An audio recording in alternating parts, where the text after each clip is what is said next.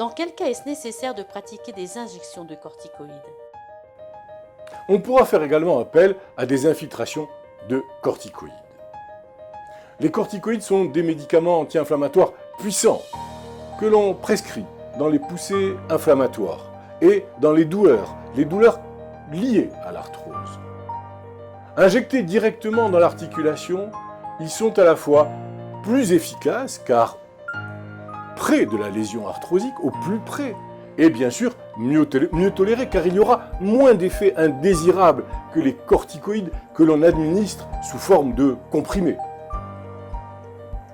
Ce ne sont pourtant pas des médicaments anodins, car même lorsqu'ils sont injectés localement dans la région à traiter, ils n'en conservent pas moins des restrictions d'usage et des précautions à leur emploi. Dans l'arthrose, ces injections de corticoïdes ont une action très précise. C'est une action anti-inflammatoire qui est précieuse, bien sûr, dans les poussées aiguës et vont également avoir une action antidouloureuse, une action antalgique qui est également précieuse quand les antalgiques habituels dont on a parlé précédemment sont en échec. Dans les deux cas, les injections intra-articulaires de corticoïdes permettent de passer un cap qui est difficile. Les infiltrations de corticoïdes sont pratiquées au cours de la consultation, avec bien sûr toutes les précautions d'asepsie habituelles que le médecin a l'habitude de pratiquer.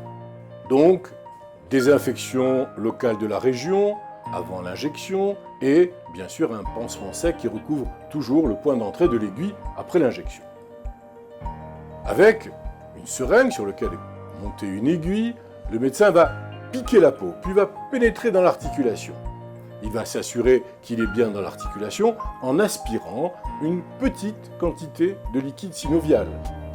Puis, ensuite, dans ce deuxième temps, il va injecter l'anti-inflammatoire. En cas d'épanchement de synovie selon le langage courant, il convient de l'évacuer avant d'injecter le corticoïde. Ainsi, après l'injection, le retour au domicile peut se faire facilement en véhicule et surtout, il est recommandé une mise au repos de l'articulation pendant les 48 heures suivantes.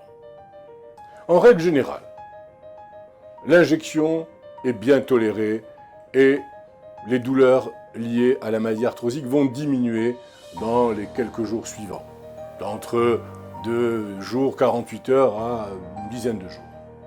La surveillance pourra être faite tout simplement par le patient lui-même.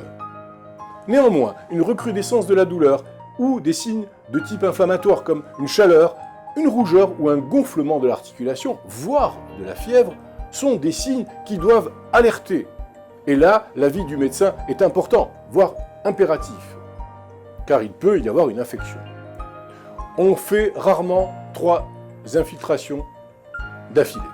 C'est une règle qui a été instituée lors des premières pratiques d'infiltration corticoïde. Non pas en raison de risque d'abîmer l'articulation, mais plutôt parce que cela va signifier tout simplement qu'il n'y a pas d'efficacité de ces injections intra-articulaires.